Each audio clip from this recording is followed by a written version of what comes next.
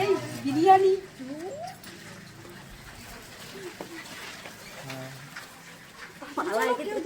দেখে ফেলবে।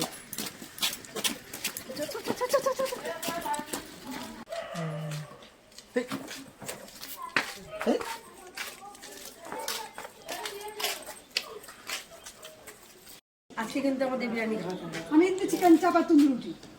আমি মাটন বিরিয়ানি আমার একদম ফেভারিট। ঠিক আছে হবে তো? চলো পেট ভরে খাবো।